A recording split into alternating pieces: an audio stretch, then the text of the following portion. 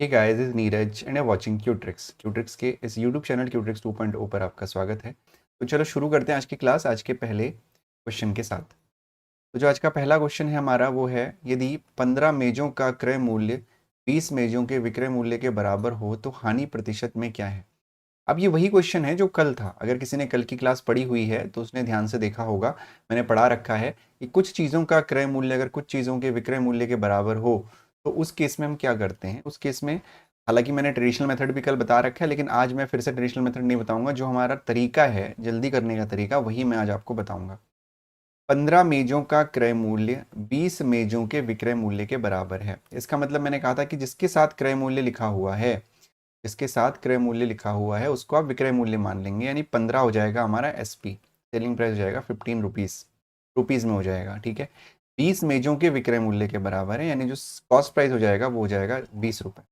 कल भी बताया गया था उल्टा मानना है। जहां लिखा हुआ है 15 मेजों का क्रय मूल्य, जिसके साथ जो नंबर दिया हुआ है क्रय मूल्य के साथ, वो नंबर विक्रय मूल्य में रुपए में कन्वर्ट हो जाएगा। सिमिलरली जिसके साथ विक्रय मूल्य में नंबर दिया हुआ है वो नंबर रुपीज़ में क्रय मूल्य में कन्वर्ट हो जाएगा, यानी सीपी में कन्वर्ट हो जाएगा।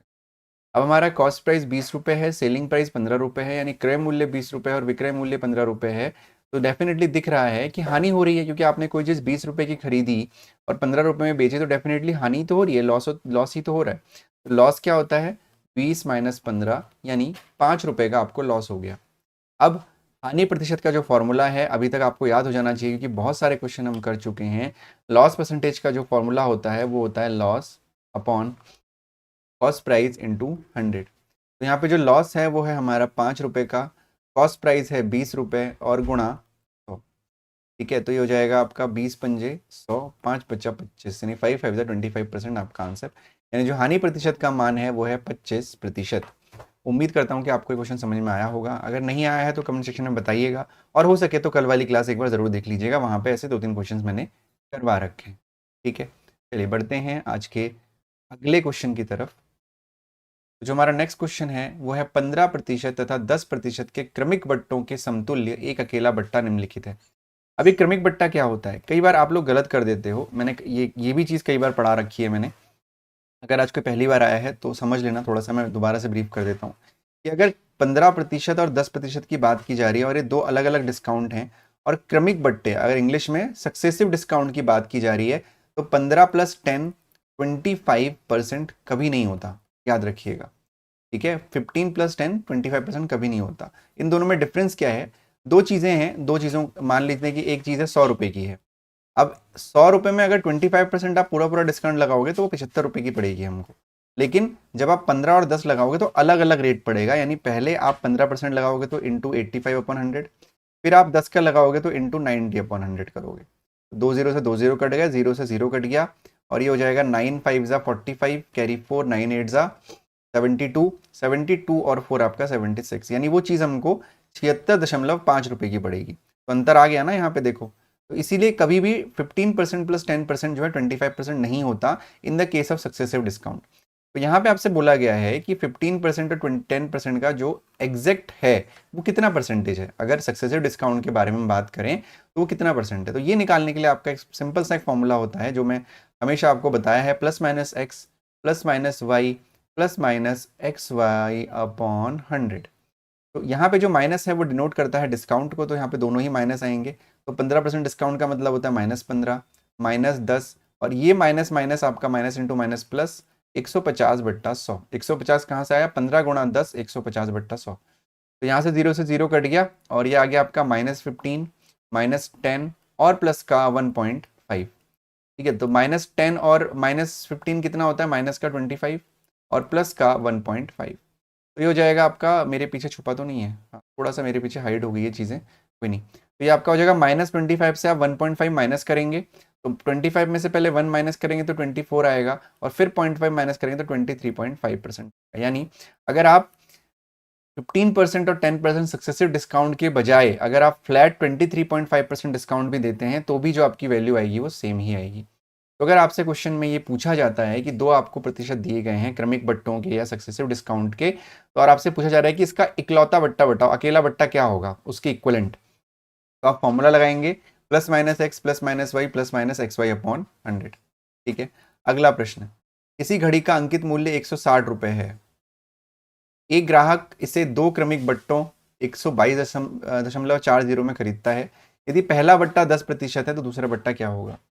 अब ये वही क्वेश्चन है कि दो अलग अलग डिस्काउंट है। जैसे पिछले क्वेश्चन में 15% प्लस 10% था, तो यहाँ पे जो पहला डिस्काउंट है वो 10% आपको दे रखा है और दूसरा डिस्काउंट आपको बताना है। ठीक है, तो इस केस में वो फॉर्मूले से भी हम कर सकते हैं। इस क्वेश्चन को करने के कई सारे तरीके हो सकते हैं, लेकिन क्योंकि यहाँ पे हमें नंबर दिया हुआ है तो हम नंबर का यूज करेंगे। ठीक है, ध्यान दीजिएगा। 160 160 आपकी वैल्यू है। पहले इस पे 10% डिस्काउंट किया गया, तो 10% डिस्काउंट का मतलब इंटू 90/100। 20 से 20 कट गए, 16 9 जा 144, यानी 10% पहले डिस्काउंट देने के बाद ये सामान हमें 144 रुपए का पड़ा। फिर इसमें फिर से कुछ डिस्काउंट दिया गया तो ये सामान हमको 122.40 का पड़ा। क्योंकि आपको, आप जैसे मान लेते हैं कि पहले 10% डिस्काउंट था, तो 10% डिस्काउंट का मतलब 100 माइनस 10 करके हम 90 करते हैं। तो अब हम मान ले रहे हैं कि जो हमें दूसरा निकालना है वो x% है। हालांकि बिना x के भी इसको कर सकते हैं, है ना, लेकिन अभी मैं आपको ऐसे बता दे रहा हूँ नॉर्मली। बिना x के कैसे करना है वो भी मैं आपको बता दूंगा। तो x% है तो मतलब हम कितना परसेंट निकालेंगे? 100 माइनस एक्स निकालेंगे। 100 minus x percent upon 100 is equal to कितना आ रहा है? 122.40 आ रहा है। कितना क्लियर है सभी को, है ना? 144 आया पहला डिस्काउंट के बाद, फिर उस पे x% का डिस्काउंट और लगा और बराबर जो मान आया, जो वैल्यू आई हमारी, वो आई 122.40। अब इसको पूरे को हमको सॉल्व करना है, तो ये हो जाएगा आपका 100 minus x is equal to 122.40 into 100 upon 144। ठीक है, पॉइंट हटाया, 2 जीरो हैं तो 2 जीरो बढ़ा दिए, यहाँ पे 2 जीरो से 2 जीरो हमने कैंसिल आउट कर दिए। अब अगर आप ध्यान से देखेंगे तो ये 144 है, ये 1224 है और जीरो भी है आगे, तो ये कहीं ना कहीं मुझे लगता है कि पूरा पूरा कट जाना चाहिए। लेकिन उससे पहले हम इसको थोड़ा सा रिड्यूस कर लेते हैं। रिड्यूस करने के लिए हम 4 का यूज करेंगे। 4 3 ज़ा 12, यानी 4 3 12, 13 14, 4 6 ज़ा 24, 4 3 ज़ा 12, 4 6 ज़ा 24, 0। ठीक है, ये फिर 4 से कटेगा आपका, 4 9 ज़ा 36, 4 7 ज़ा 28 और 2, 4 6 ज़ा 24 और 4 5 ज़ा 20। अब ये 9 से कट रहा है नहीं कट रहा है वो चेक करने के लिए इन तीनों को जोड़िए। अगर इनका एडिशन 9 से डिविजिबल है तो 9 से डिविजिबल होगा। 7 और 6 13, 13 और 5 18, बिल्कुल 9 से पूरा पूरा कटेगा। तो 9 4 ज़ा आपका होता है 9 9 ज़ा 81, 9 8 ज़ा 72 हो गया, 9 5 ज़ा 45 हो गया, यानी 85 आ गया आपका ये। यानी 100 माइनस एक्स की जो वैल्यू है वो आपकी कितनी आ गई यहाँ पे? 85 आ गई। तो x की वैल्यू माइनस एक्स की वैल्यू क्या हो जाएगी? 85 माइनस 100। ठीक है, तो जो माइनस एक्स की वैल्यू है वो हो जाएगी माइनस का 15, यानी x की वैल्यू हो जाएगा, वो हो जाएगा आपका 15। यानी दूसरा जो डिस्काउंट था वो हमारा 15% का डिस्काउंट था। जो यहाँ पे क्रमिक बट्टों की बात की गई है वो है 10% और प्लस 15%। ध्यान रखिएगा, यानी जो हमारा आंसर है वो है ऑप्शन नंबर। ठीक है, तो इसी तरीके से आपको करना है। हालांकि इस क्वेश्चन को करने के there are lot of method, है ना, बहुत सारे मेथड हो सकते हैं और भी शॉर्ट ट्रिक हो सकती हैं, कर सकते हैं, लेकिन अभी उस तरीके में आप मत जाइए क्योंकि उसको सीखने के लिए आपको कुछ और चीज़ें सीखनी पड़ेंगी। तो धीरे धीरे हम उन चीज़ों को भी करेंगे। अभी फिलहाल जैसे मैंने बताया उस चीज़ को आप लोग ध्यान रखिए। ठीक है जी, चलो जी बढ़ते हैं आज के अगले प्रश्न की तरफ। ये समझ में आया ना सबको? नहीं आया तो नीचे कमेंट सेक्शन में बताओ भाई, बिल्कुल समझ में आ जाएगा। ठीक है, दोबारा बता देंगे। अगला क्वेश्चन है, 1 लाख के एक बिल पर मिलने वाली 40% की कटौती तथा 36% तथा 4% के सतत कटौतियों का अंतर कितना है? बहुत आसान सा क्वेश्चन है। 1 लाख को भी भूल जाइए आप, फिर वही वाली बात है। देखो, दो अलग अलग डिस्काउंट हैं, सक्सेसिव डिस्काउंट है, 36% और 4% प्लस 4%, और एक एग्जैक्ट डिस्काउंट है 40%। तो आपको पता है कि दोनों सेम नहीं होते हैं। 36 प्लस 4 भले ही 40 हो, लेकिन परसेंटेज में नहीं होता है। तो आपसे पूछा गया कि इन दोनों में डिफरेंस कितना है। अगर अमाउंट 1 लाख है तो पहले आप परसेंटेज डिस्काउंट निकाल लीजिए, डिफरेंस निकाल लीजिए। तो परसेंटेज डिफरेंस निकालने के लिए आपको क्या करना है? आपको पहले इसमें फॉर्मूला लगाना है। कौन सा फॉर्मूला लगाना है? एक्स और वाई वाला फॉर्मूला लगाना है। तो लगा लेते हैं। पहले 36 का डिस्काउंट माइनस 36 माइनस का 4 और माइनस माइनस प्लस, इन दोनों को मल्टीप्लाई करेंगे। 4 6 24 कैरी 2 और 4 से 4 3 12 और 2 14, ये हो गया 144/100। तो ये आपका हो जाएगा -36 और -4 माइनस का 40 और प्लस का हो जाएगा 1.44। तो पहले 40 में से आपको 1.44 माइनस करना है, तो 40 में से पहले 1 माइनस करिए तो आ जाएगा आपका 39। तो 39.0 में से आप 0.44 माइनस कर दीजिए।